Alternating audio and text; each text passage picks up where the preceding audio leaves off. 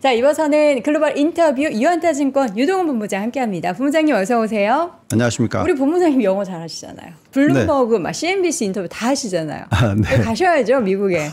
미국 출장 가실 일 없으십니까? 미국 출장? 네, 저희도 해외 진출을 해야 되겠죠. 제가 알기로는 그 운영하고 계시는 상품이 미국의 현지에 진출을 준비를 열심히 하고 있다고 들었는데 네, 쉽지가 않네요. 네, 그러면 이제 가셔야죠. 네, 가셔서 현지에 글로벌 하겠습니다. 네, NISA에 거기 스튜디오가 쫙 엄청 멋들어지게 있대요. 네, 거기서 방송을 할 날도 기다려 보겠습니다. 저는 밖에서 구경할 날을 기다려 보겠고요. 자, 오늘 주제를 한번 보니까요. 포트 변화는 필수. 하지만 수용 가능한 수준으로 변화가 필요한 시기입니까?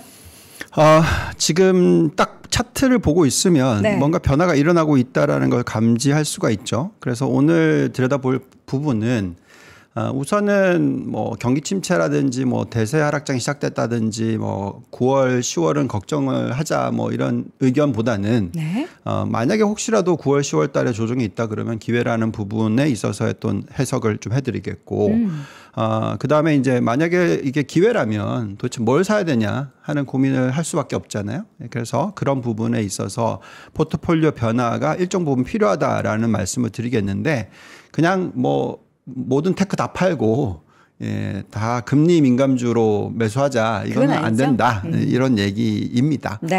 자, 우선 차트를 보면서 말씀을 드려볼게요. 테이블과 차트. 자, 지난주에 보시면은 나스닥이 마이너스였습니다. 근데 S&P 500이 플러스였어요. 요 모습을 보고 많은 분들께서 이제 기술주 끝난 거 아니냐. 벌써요? 그러면서 이제 걱정들을 하시는 거죠.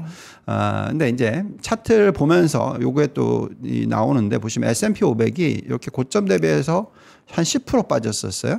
지금 이제 하루 쉬고 이제 개장하는데 96% 돌렸습니다.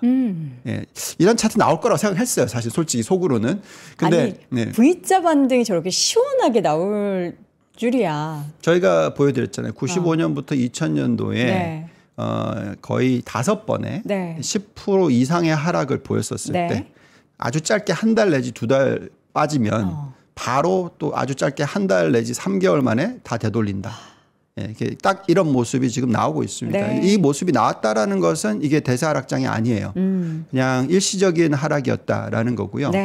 근데 이제 사람들이 굉장히 힘들어하는 이유는 S&P 500은 이렇게 나왔는데 우리가 가장 좋아하고 여태까지 많은 투자자분들이 투자를 해왔던 나스닥을 보시면 돌리긴 돌렸어요. 돌렸는데 여기 다시 살짝 꺼지면서 반등을 했는데 67.5%만 반등을 했어요. 그래서 약간 좀 모자라죠. 근데 더 심한 건 한국의 투자자분들이 더 피부로 느끼는 거는 이겁니다. 반도체주. 왜냐하면 우리나라가 삼성전자, SK 하이닉스가 있다 보니까 그죠? 그게 시가총액에 굉장히 큰 비중을 차지하다 보니까 이게 이제 제대로 반등을 못 해줬죠. 그래서 쭉 빠지고 50% 돌렸습니다. 이유가 뭘까요? 많이 올라서? 그러니까 저희가 판단하기에는 이게 많이 올라서이고 사실 퍼센트지로 따지면 여기서 여기 올라간 거 퍼센트지로 따지면 20% 올랐어요. 많이 오르네. 그래서 S&P 500은 오름폭은 10%예요. 덜 빠지고 좀 덜 올랐는데 그거를 이제 차트로 보니까 이렇게 좀 보이는 거죠. 그래서 이제 사람들이 생각하기에 도대체 우리 뭐 해야 되냐. 기술주 버리고 뭐 딴 걸 사야 되냐. 그다음에 이제 금리가 떨어진다고 하니까 금리 민감주를 사야 되느냐. 또 한국도 보면은 지금 주체적으로 변하고 있잖아요. 반도체가 못 오르니까 배터리, 뭐 조선, 금융, 뭐 이런 주식들이 오르면서 바이오. 그래서 뭔가 이제 변화를 일으켜야 된다. 왜? 그 이유는 피봇이 일어나니까 이제 바뀌는 거잖아요. 상당히 긴 기간 동안에 뭐 2022년 이후로 보시면 어쨌든 2022년, 2023년, 2024년 3년 동안 내내 금리를 올리기만 하고 동결만 했지 한 번도 내린 적이 없잖아요. 이제 처음으로 3년 만에 내려주는 거니까 이게 이제 변화다. 맞죠? 그렇기 때문에 뭔가 나의 포트폴리오도 뭔가 바뀌어야 되는 게 아니냐. 이런 막연한 생각도 있는 것이고 그래서 자꾸 이제 숫자를 들여다보게 됩니다. 자, 근데 어쨌든 그 얘기를 하기 전에 포트폴리오를 얘기하기 전에 우리가 이제 또 결론을 내려야 되는 부분은 사실 금리가 어떻게 될 거냐 하는 부분이에요. 금리를 내려준다라는 건 다 아는데 네. 금리를 만약에 급격하게 빨리 내려줄 경우에 이게 이제 어떻게 해석해야 되냐 하는 부분이고 그렇게 됐을 때는 사실 주식을 사면 안 돼요. 왜냐하면 금리를 만약에 빠르게 막 3% 내려줘야 된다. 이거는 경기 침체로 가는 케이스. 네. 깨지는 거죠. 네, 그렇죠. 네, 그렇기 때문에 주식을 다 던지고 오히려 채권을 사야죠. 그렇죠. 예. 근데 이제 저희가 보기에는 그런 모습은 아닐 것 같다. 그래서 여기 포트폴리오를 보시면 네. 여전히 저희는 주식 80%입니다. 그러니까 이게 뒷받침돼 있어야지만 뭐 택을 팔고 다른 걸 사든 택을 유지하고 조금씩 다른 걸 사든 이런 식으로 계속 주식을 사야 되는 거죠. 근데 저희의 결론은 그게 맞다. 즉 주식은 계속 높은 비중을 가져가야 되고 채권 비중은 한 15% 20%만 들고 가도 된다. 자, 이렇게 말씀을 드리고 있습니다. 자, 그 부분은 이제 이렇게 보시죠. 달러가 약세의 기조 아래에 있는 경우 그리고 또 여기에 맞물려서 이렇게 10년 국채 금리가 하락 구간에 있는 경우 네. 근데 이게 가파른 게 아니고요. 천천히 만만하게 만만하게 할 때는 보시면 주식시장이 올라간다. 근데 가파르게 올라갈 때는 빠진다. 네. 이런 모습입니다. 자, 여기다가 더 중요한 거는 결국 우리가 보통 주식 투자를 할 때는 뭘로 합니까? 돈으로요. 네, 돈으로 하지만 기업 실적으로 하죠. 예, 뭘 보고 하냐 해서 실적, 펀더멘탈 봐야죠. 그러니까 펀더멘탈이 제일 중요하지 않습니까? 제 대답이 맞긴 한데 맞아요. 제가 바보 같죠? 네, 아주 좋습니다. 네. 당연히 돈 벌자고 주식 투자하는 거니까. 돈으로 하죠. 네. 근데 보시면은 과거에 이렇게 큰 이 경기 침체가 왔었을 때 보시면 다 어닝이 깨져요. 이익이 박살이 납니다. 그렇죠. 근데 지금 보시면 이게 차트가 계속해서 우상향 차트에 있어요. 네. 그리고 지금 2, 4분기 실적이 나온 것만 보더라도 두 자릿수의 상승률을 정말 오랜만에 보여줍니다. 네. 이익 증가율이, 네. EPS가. 그러니까 이런 모습이 지금 나오고 있기 때문에 이런 때는 파는 게 아니다라는 거죠. 네, 실적이 상승 주기에 있는데 왜 굳이 파느냐 벌써부터. 네. 옛날에 닷컴버블 붕괴를 자꾸 많이 비교를 하시잖아요.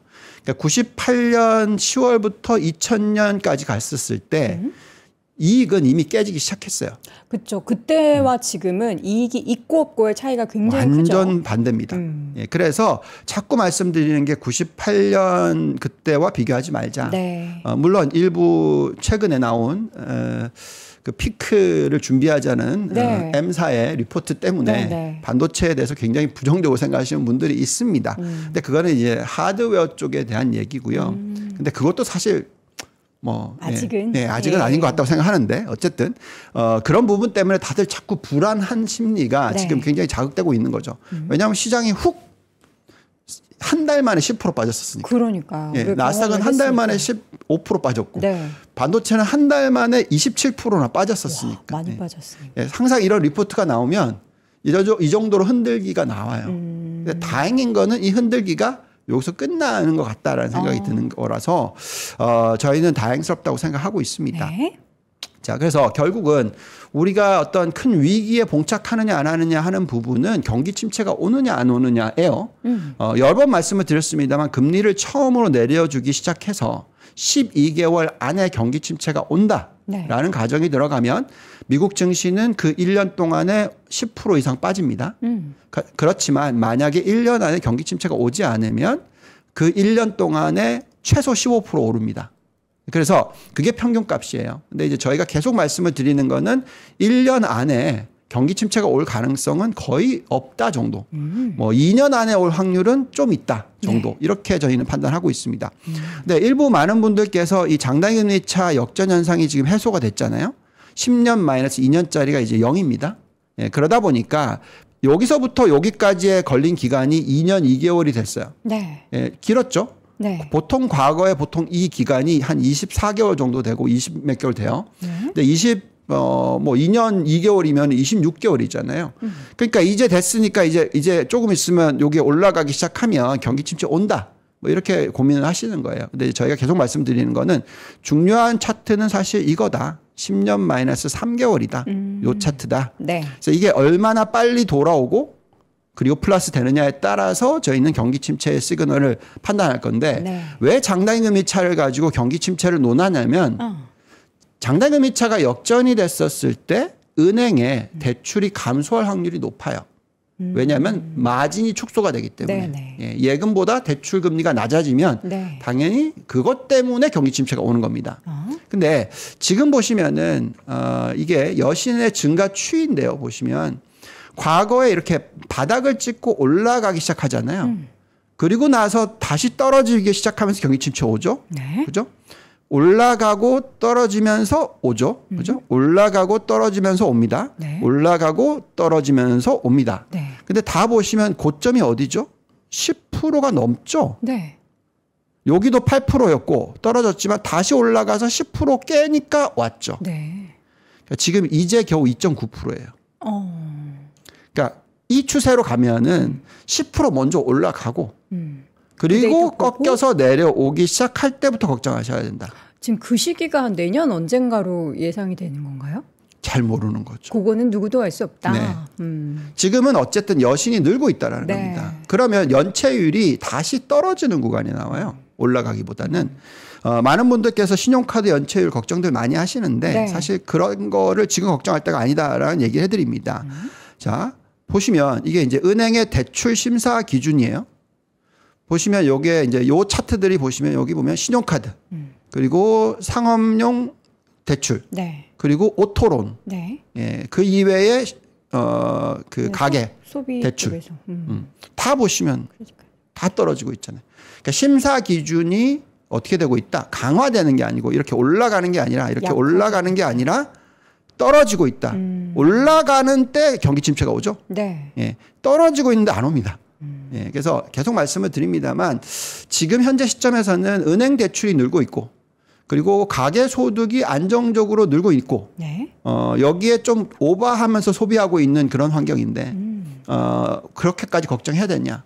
그게 아니다라는 얘기를 해드리는 것이고요. 근데 본부장님 소비가 견조하다고 하는데 물론 일부 기업들은 견조했지만 소비 관련한 기업들이 이번 2분기 실적에 대부분 다 좀 안 좋았잖아요. 그거는 뭐 어떤 걸 시사하는 거예요? 네, 자 보시죠. 그럼 소득 얘기를 좀 하겠습니다. 네. 자, 지금 개인소득 7월달 숫자가 나온 게 예상치가 0.2%였어요. 네. 근데 실제로는 0.3%였습니다.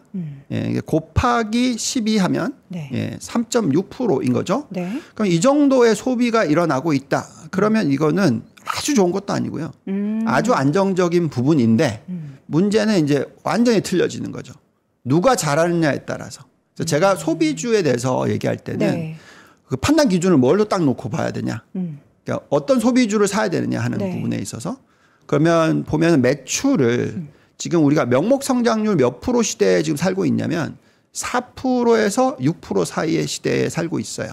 그러면 소비 매출 관련해서 그러니까 어떤 기업이 매출을 일으키는데 그 매출 증가율이 최소 4%는 넘어야 돼요. 근데 그게 아니라 마이너스가 나오거나 0%다. 네. 그럼 무슨 얘기죠? 시장 점유율을 뺏기고 있다라는 얘기입니다. 그래서 요번에 이제 실적 발표가 된 것 중에서 종목마다 틀리죠. 네. 베스트바이 나왔더니 폭등하고 예. 얼마 전에 또 뭐가 나왔더라? 그러면서 폭락하고 예. 뭐 달러 제너럴. 달러 제너럴. 네. 그리고 뭐 그다음에 타겟 실적이 나왔는데 또 폭등하고 그러니까 이런 식입니다. 그래서 지금 얘기하는 거는 이제 경기가 안 좋아진다. 근데 어디가 안 좋아질까? 취약계층이 뭐냐? 네. 그게 아무래도 저소득층이다. 그럼 저소득층과 연결되어 있는 소비 회사가 뭐냐? 달러 제너럴이다. 네. 뭐 이런 식인 거죠. 예.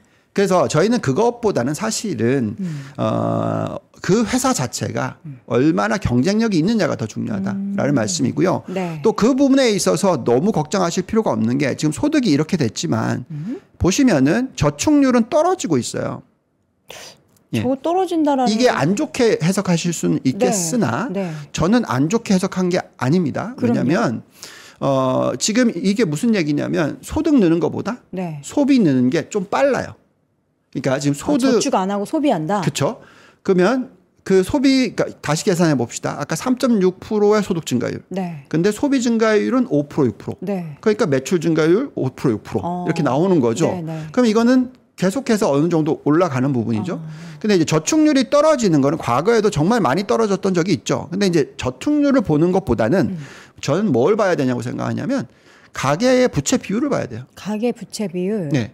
그러니까 지금 소득을 늘리는 것 대비해도 소비를 더 많이 한다는 얘기는 네. 부채를 더 일으킨다는 거죠. 그죠? 네. 예, 더 돈을 많이 빌린다는 얘기 아니겠습니까? 그래서 지금 부채 비율이 만약에 100%다. 그럼 문제예요. 그렇죠. 근데 지금 70%다. 안 문제라는 거죠. 70%도 꽤 높은 것 같은데. 전혀 높지 않습니다. 그렇습니까? 예, 70%는 우리나라가 부동산 가격이 폭등하기 전 숫자입니다. 2014년, 13년 예, 부동산 가격이 3배 폭등하기 전 네. 예, 그때의 우리나라의 가계부채 비율이 77%였습니다. 그거보다 더 낮아요 지금 네. 예, 미국은. 그래서 저희가 말씀을 드리는 거는 지금부터 벌써 이 뭐 소비가 박살이 날 거다. 뭐 앞으로 어떤 큰 위기가 온다. 뭐 이런 얘기들을 자꾸 하시는 걸 들으시면 네. 예, 저는 솔직히 말씀드리지만 한 귀로 듣고 한 귀로 흘려버리시라고 말씀을 드리겠습니다. 예, 이런 숫자 가지고 저는 제가 은행을 정말 오랫동안 들여다봤는데 예, 어떤 경기 침체가 뭐 특별하게 갑자기 올 가능성은 낮습니다. 언제 오냐면요. 만약 그런데도 온다면 뭔가 미국 정부가 아니면 미국 은행권 전체가 큰 위기가 올 것 같아서 갑자기 뭔가 구조조정을 엄청나게 세게 해야 돼서 일어나는 현상. 네. 근데 제가 볼 때는 민간 쪽은 전혀 문제가 없어요. 미국은. 네. 그 문제가 있는 부분은 예, 어디죠? 퍼블릭. 그러니까 공공 쪽입니다. 네. 그러니까 공공 부채가 너무 많다라는 거죠. 네. 그래서 정부의 구조 조정이라든지 정부가 뭔가를 해야 되는 거죠. 근데 그거를 약하게 하려면 어떻게 해야 되냐? 그러니까 그 구조 조정을 적게 하려고 하면 어떻게 되냐? 금리를 내려주면 됩니다. 금리를 내리면 이자 비용이 덜 들잖아요. 그게 굉장히 중요한 포인트죠. 그래서 제가 볼 때는 확률적으로 상당히 뭐 안정적인 모습으로 갈 확률이 더 높다. 네. 예, 경기 침체보다는 골디락스의 가능성이 훨씬 더 높다라고 저는 생각하고 있고요. 네. 자, 근데 이제 그렇다 하더라도 우리가 이제 채권에 대해서 만약에 이제 금리를 내려주는 게 정부의 입장에서 좋은 거라면 왜 빨리 못 내려주느냐 하는 부분에 있어서 좀 생각을 해보면 결국 그거는 저축 대비해서 소비를 더 많이 하죠. 그럼 요거는 뭐죠? 인플레이션 압력입니다. 그죠? 소비가 많이 늘어나요. 그렇죠. 소비가 버는 것보다 더 많이 쓴다라는 건 그만큼 인플레이션을 네. 자극한다라는 그쵸. 거죠. 그러니까 금리가 빨리 떨어뜨려 주면 안 되는 거죠. 더 민간 인플레이션에 있어서 그렇죠. 생길 수 있으니까. 그래서 제가 볼 때는 금리는 빠지는데 그 속도에 대해서 너무 기대를 자꾸 하고 거기에 맞춘 전략을 펴면 한 6개월 지나고 1년 지나고 나서 나 잘못했네. 또 6개월 지나고 1년 지나서 또 나 잘못했네. 이렇게 된다라는 네. 거죠.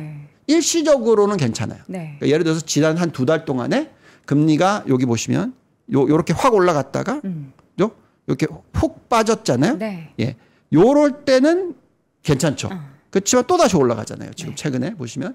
예, 그래서 저희는 어떤 생각으로 채권을 들여다보냐면 미국 10년 국채를 보냐면 앞으로 어느 정도 수준까지 미국 정부가 떨어뜨릴 수 있느냐, 미 연준이 네. 요렇게 보고 그게 인플레이션을 자극하지 않는 수준에서 어느 정도까지 떨어뜨릴 수 있느냐 네. 하는 부분입니다. 그래서 지금 현재 인플레이션 숫자 한번 보면 예, 여기 보시면 네. PC 인플레이션 나왔죠, 금요일 날. 그러면서 장이 올랐죠. 네. 근데 10년 국채 금리는 안 빠졌죠. 예, 왜 그러냐? 지금 보시면은 예, PC 인플레이션 2.5%예요. 그다음에 근원이 얼마죠? 2.6%입니다. 네. 이게 떨어지긴 떨어질 건데 이건 예상치인데 네. 어쨌든 지금 나오는 숫자는 다 보시면 떨어지다가 누웠어요, 옆으로. 그러면 아무리 떨어져 봐야 2%까지밖에 안 떨어질 거다. 이렇게 생각하시게 되면 더하기 2%를 하면 네.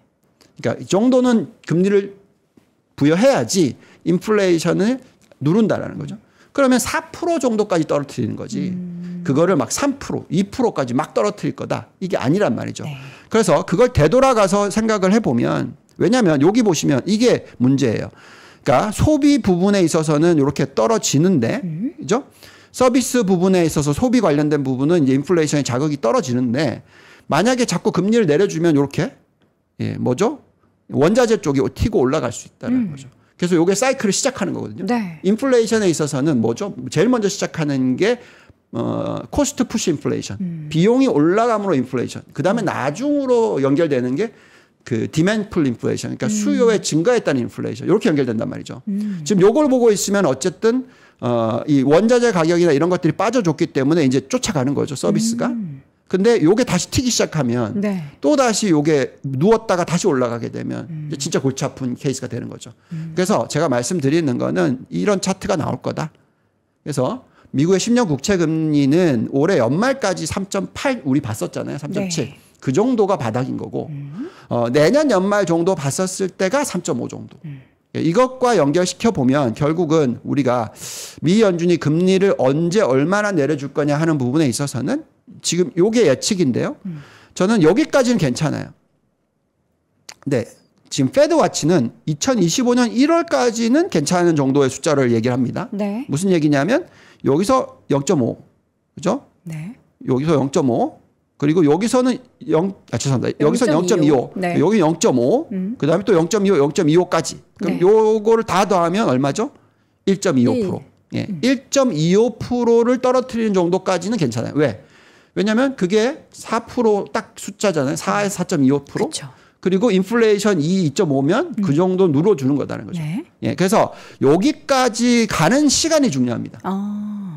지금 패드와치는 내년 1월이다. 그러면 저는 내년 1월부터 좀 걱정할 거예요. 이거 아닌 것 같아요. 그래서 시장은 올해 연초에도 100bp나 150bp. 150bp까지. 예, 그렇게 얘기했죠. 그래서 그건 아닌 것 같고요. 그래서 저는 여기는 계속 투자하는 구간인데 이제 요 정도까지 떨어지면 3.5%까지 떨어지는 거는 이제 투자를 조금씩 조심하고요.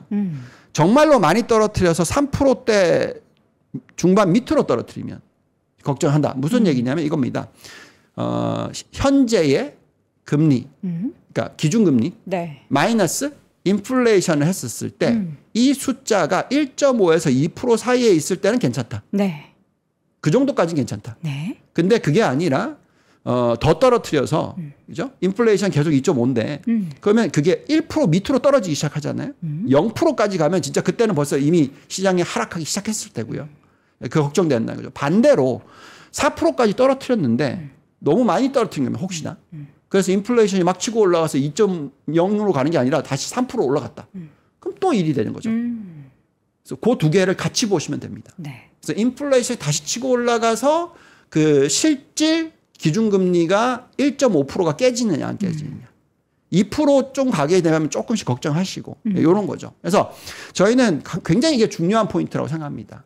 요걸 보고 어느 시점에서 내가 조금 조심해야 되느냐 하는 거지 지금은 금리를 무조건 내려주니까 이게 하락장의 시작이다. 이 논리를 펴시면 안 된다는 거죠. 금리가 내려가는 그 인하의 속도와 그 폭이 어느 정도 기간에 걸쳐서 완만하게 이루어지느냐가 굉장히 중요하고 그 스텝에 맞춰서 아까 전에 저희가 차트 하나 보여드렸었는데 금리 인하와 달러 약세 그리고 주식시장이 어떻게 올라가는지 와 이거 연애할 때 밀당보다 더 힘들 것 같은데요. 어렵긴 하죠. 네. 네. 그럴 때는 어떻게 이렇게 딱 맞춰야 될지. 예. 그래서 그럴 때는 그냥 아무것도 하기 어려우시면 그리고 전문가들이 한 얘기를 공부를 하시고 네. 투자를 하지 않으시면 네, 네. 그냥 S&P 500 나스닥 100 사시면 돼요. 그게 제일 마음 편하다. 네. 그게 제일 속 편합니다. 반반씩 네. 사시면 됩니다. 네, 네. 뭐 사실 저는 나스닥 100을 훨씬 더 좋아하지만 어쨌든 또 요번에 아까 지난주에 보시면 나스닥은 네. 빠지고 네. S&P 500은 또 올라가니까 또 다들 왜 S&P만 올라가냐 막 이제 또 이런 식으로 얘기하시는 분들이 있거든요. 그게 또 싫으시면 네. 그냥 반반 사시고 네. 그게 가장 편합니다. 네, 네 어쨌든 또 하나의 포인트를 좀 짚어드릴게요. 네. 시간이 이렇게 많지 않으니까 9월, 10월 달이 대선해 안 좋습니다. 안 좋대요. 네, 그래서 다들 걱정을 하십니다. 네. 근데 안심하셔도 되는 게 확률적으로 빠질 확률은 50%, 58%밖에 안 돼요. 그러니까 그것도 또 반반이더라고요. 네. 그래서 그걸 너무 걱정하지 마시고 네. 이미 사실 7월, 8월에 힘들었잖아요. 근데 7월, 8월에 사실 엄청 좋은 달이에요. 그러네요. 네. 50%, 70%의 2%, 3%의 상승. 근데 상승이 없었어요. 그러면 꼭 굳이 10월 달까지 또 빠뜨리냐? 그럼 모르는 겁니다. 그래서 이런 식으로 너무 단기 위주로 미국 시장을 좀 접근을 하지 마세요. 요즘에 맨날 보면은 네. 미국 시장을 너무나 단기적으로 접근하셔가지고 막 한국장 하는 것처럼 하세요. 네. 미장도. 그런 식으로 자꾸 네. 어그로를 끌어내세요. 그거 정말 힘듭니다. 그거 진짜 그거는 투자자들의 도움이 안 됩니다. 제가 볼 때. 네. 예, 좀 장기적으로 투자를 하시게끔 유도를 좀 해주셨으면 좋겠다라는 생각이 들고요. 네. 장기적으로 걱정해야 될 만한 이슈는 있어요. 만약에 해리스가 당선이 됐었을 때 해리스가 자꾸 무슨 얘기를 하냐면 법인 세율을 올리겠대.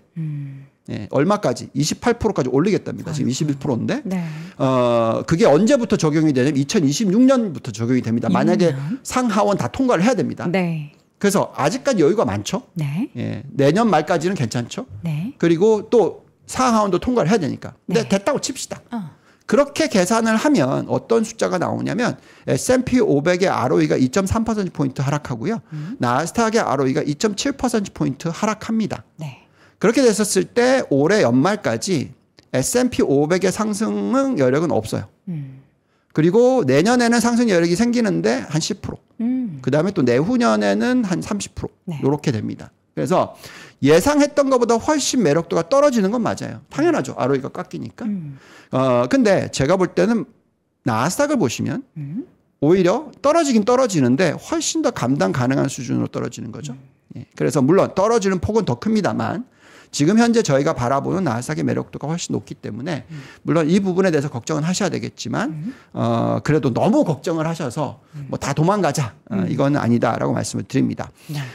이제 남은 시간 짧지만 네. 이제 포트에 대해서 좀 말씀을 드려볼게요. 네. 저희가 요것만 좀 말씀을 드려보겠습니다. 앞서 주식 비중을 80%대 말씀하셨고 그다음에 이제 채권 비중. 그러니까 주식을 지금은 사실 훨씬 더 많이 담을 때다라는 말씀해 주셨는데 네. 어떤 걸 어떻게 담아야 될까요? 네. 자, 이제 포트폴리오 구성에 있어서는 저희가 이제 좀 변화를 조금은 가지고 왔는데 네. 참 보시면 그렇게 많이 변화 가져온 것도 아닙니다. 여전히 대형 기술주를 60% 가져가고요. 그다음에 주택 건설 부분을 10%로 끌어올렸어요. 즉 대형 기술주 비중을 좀 줄여서 그거를 주택 건설 쪽으로 늘렸습니다. 주택 건설. 네. 그게 왜 그러냐면 이제 금리에 민감한. 예, 그리고 지금 이제 30년 모기지 금리가 많이 빠졌거든요. 네. 이러면서 이제 수요가 늘어납니다. 그리고 아까 가계부채 비율이 낮다고 말씀을 드렸죠. 네. 예, 이런 부분까지 감안했었을 때 이번 이 금리 인하 사이클에서 가장 수혜를 많이 받을 금리 민감 업종은 주택건설이다. 예, 이렇게 보고 있습니다. 반면에 이제 성장주 부분에 있어서 저희가 또 뭘 포트를 바꿨냐면 하드웨어 비중을 좀 줄였어요. 그리고 소프트웨어 비중을 좀 많이 올렸습니다. 네. 요 부분 그리고 또 그 이외에 전기차나 신재생에너지나 바이오 업종에 대한 비중을 적절하게 가져가야 된다. 그래서 완전히 성장주 다 던지고 완전히 가치주 가자 이거 전혀 아니라고 생각하고요. 대신에 일정 부분의 포트를 바꾸는데 그게 하나는 주택건설을 사자. 또 하나는 하드웨어 비중을 좀 줄이고 소프트웨어 비중을 높이자. 네. 이런 부분입니다. 여기에 대해서 좀 신뢰도를 심어드리자면 이 차트 잘 안 보이시겠죠. 이게 진짜 중요한 차트인데 이게 왼쪽에 있는 게 이게 뭐냐면요. 인터넷의 그 침투율입니다. 네. 전 세계 인구로 봤었을 때. 네. 오른쪽에 있는 게 요게 챗 GPT입니다. 자, 여기가 보시면은 이제 98년 이 99년 요때 요 숫자를 보시면은요. 2억 명을 돌파를 한 게 99년이에요. 네. 지금이 딱 2억 명 돌파하고 있어요. 그러면 지금이 99년 아니냐라고 생각하시겠죠? 근데 또 그렇게 계산하시면 안 되는 게 인구가 여기서 여기까지 얼마나 늘었게요? 모르죠. 30%나 늘었어요. 30%. 예, 60억이 81억이 됐습니다. 네. 예, 그러니까 그러니까 더 많이 느는 룸이 생긴 거죠. 저희가 생각할 때 2000년을 많이 걱정하시잖아요. 네. 2000년 숫자가 챗GPT화로 계산하면 5억 명이 돼야 됩니다. 지금 2억 명이 아니라 네. 2.5배 정도. 네. 네. 그 정도 돼야지 저는 걱정을 할 거다. 그래서 하드웨어를 다 던지는 게 아니고요. 그래서 우리나라의 반도체 회사를 다 던지는 게 아니고 비중을 조금 줄이고 그다음에 이제 소프트웨어로 넘어가는 부분을 조금 속도를 높이자. 네. 예, 그래서 지금은 여전히 가파른 성장기고 완만한 성장기로 넘어갔었을 때는 소프트웨어가 더 중요해집니다. 그래서 그런 소프트웨어 종목에 대해서 관심을 가져볼 필요가 있지 않나라는 생각을 해봅니다. 알겠습니다. 자, 오늘 포트폴리오 변화 그러니까 뭐 빅테크 종목들 다 팔고 포트 완전 변화하자 이런 상황은 아니고 또 추가적으로 포함이 된 주택건설을 비롯해서 그런 관련된 종목들을 여러분들이 좀 현명하게 잘 찾아보는 그런 구간이 되어야 할 것 같습니다. 자, 오늘 시장의 변화 또 그에 따른 포트폴리오 변화까지 짚어봤고요. 오늘 유한타증권 유동훈 본부장과 함께했습니다. 본부장님 고맙습니다. 감사합니다. 박근영, 이선영, 사경인, 염승환 투자 마스터들의 세심한 케어로 건강한 투자 습관을 만드세요. 3프로 멤버십 3프로 앱에서 확인하세요.